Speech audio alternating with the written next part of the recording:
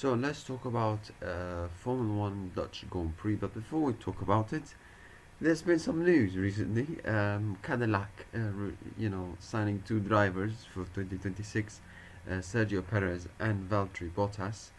Um, my reaction, it was not, it didn't come as a surprise. There've been some rumors in the last, I'd say, a week or 2 weeks about Cadillac wanting Perez and Bottas. Um, and that's done why, because obviously the new team coming to Formula One, the American team, the new team coming to Formula One, they could getting two experienced drivers, because let's be honest, it's their first year in Formula One, and we don't know how well they're gonna be, how well they're gonna do. Even if they're bad, they're gonna they could bring in two experienced drivers who could help in the near future. Starting a new project from scratch as Cadillac do. So I understand why, because a lot of people have been saying, why they haven't gone for the young drivers, why they haven't gone for the American drivers. Listen, this is for one, this is not a charity, or going for the American drivers because they can drive for American team. No, this is not how it works. I think that they want the best from themselves, and I think the best for them is to pick two experienced drivers, and I understand why, because we don't know whether they're gonna do. Because if they pick the rookies, like it could and they do badly next season, Cadillac, because obviously it's their first year in Formula One, and the new regulations, then it could expose the rookies badly. So I think I understand why they want to put the experienced drivers, the two good drivers, two experienced race winners, and have been in top championship winning teams. Sergio Perez with Red Bull, Valtteri Bottas with Mercedes.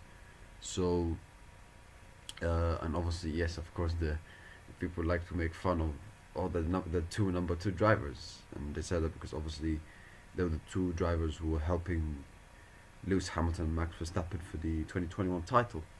The, with this, second to Hamilton and Verstappen. So, yeah, but I think it's a very good signing for Cadillac. Two good signings. Who will finish higher next year? I don't know, but I think if you tell me who has a better chance, I think it's Perez, because Perez, I think he's shown that he can do well in a bad car. Like he's shown in the Racing Point in the Force India, he can get a couple of podiums. He can win a race, as he did in Sake 2020. And obviously, yes, we all know he has a bad reputation after what happened at Red Bull. But I think it's very unfair, because we all know that the second Red Bull seat is so cursed. And yeah. But I think it's a very good signing for Cadillac, and I'm pretty sure, Cadillac will be, have a very strong lineup.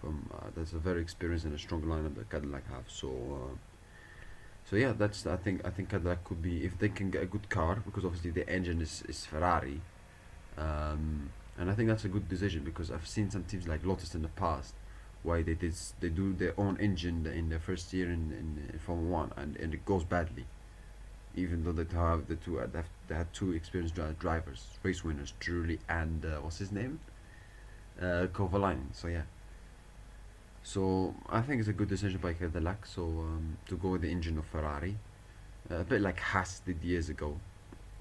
So yeah, I'm looking forward to see how Cadillac is gonna do next year, especially the new team coming to Formula One. Yeah, very looking forward to it. Now let's move on to the Dutch Grand Prix, as Formula One is back after a long summer break, but a good break. At least I've managed to watch. At least I get to watch football, but it doesn't mean that I don't miss Formula One. Of course I miss it. So yeah, but let's get started. The Dutch Grand Prix 2025. Obviously, this is Max Verstappen's home race. And I expect a very a tough race, very tough race. For Verstappen, I think not very tough race, but I expect him to give McLaren's a tough one for this race. I think It's a home race. He should be motivated, and Red Bull in Zandvoort that can look strong.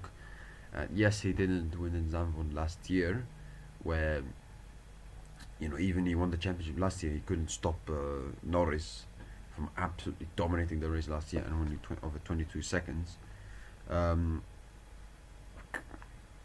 but despite that, McLaren were on another planet in that day last year, and Verstappen did everything he can to maximize the point, and he did that perfectly well. So I expect him to give him to give McLaren a hard time. I think it's going to be the battle is going to be the two McLarens and Verstappen.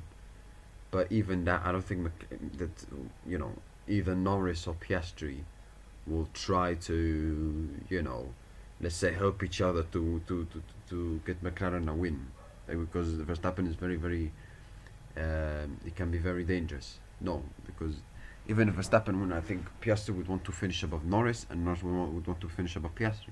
Why? Because they're fighting for championship. Um, so yeah, but it's gonna be very fascinating. Well, it could be. I think in the recent years it's been a one stop, but I think last year it was a one stop. I think this year it could be a two stopper. As I heard that they raised the kilometer in the pit lane or whatever or something like that. So yeah, but it's gonna be a very interesting race. I think it's gonna be the fight was gonna be obviously the two McLarens, and I expect Verstappen to challenge for the win. I don't know, but I expect to give one of the McLarens a hard time. Like maybe McLaren could win, but I think Max could like finish second. He could finish above a McLaren. I don't think I expect something special from Mercedes. I don't expect something special from Ferrari. It's not their strongest tracks. Um, so I think it's going to be between Max and the two McLarens. But mostly, I would say the two McLarens as well, because obviously McLaren, it's this is their track. I think they should be very strong in Zandvoort, and they got 1-2 in the last 4 races. So I expect them to dominate and win again. Um, so yeah, my prediction. Sorry, I have to talk about the other midfield teams. Williams, I mean, they've not been in a good form recently, but I think this is a track they can bounce back. They can do well. Um, so yeah, they could.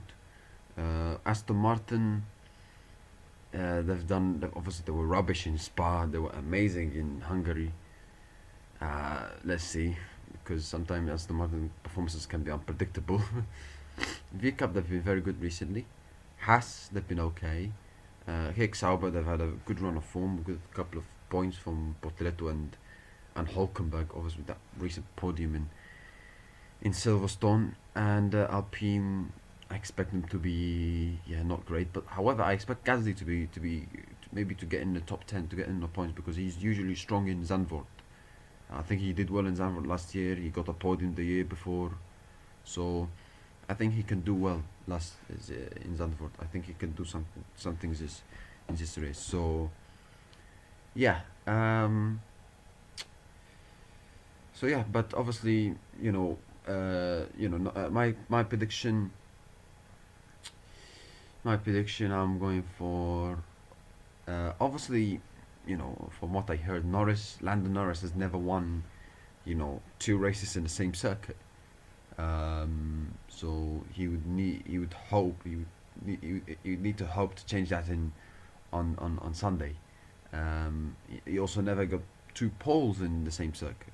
That's something also Lando fans would hope to change. Um, but yeah, yes, I think Zandvoort. I wouldn't say it's similar to Hungary or Monaco, because I don't think it's like that. But I think except the first corner, there's not the first corner, the turn one. I don't think there's many corners that you can overtake in Zandvoort. There's not many. Um, that's my opinion. So it's not easy to overtake in Zandvoort.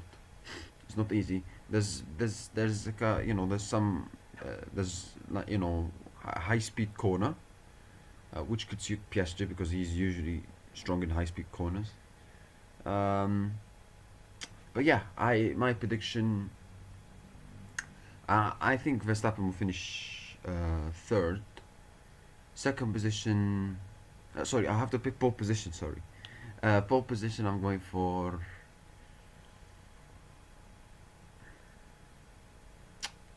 It's difficult. It's difficult. I think it's gonna be between the two McLarens. I think Verstappen could get a pole. I really think so. Um, you know what? I think Verstappen will get pole. I think he'll get pole, and then the guy who wins the race, I think it will be Piastri winning the race, Lando finishing second, and third Verstappen. I think it will be, Verstappen will get pole, but I think Piastri will win. Second Norris, third Verstappen.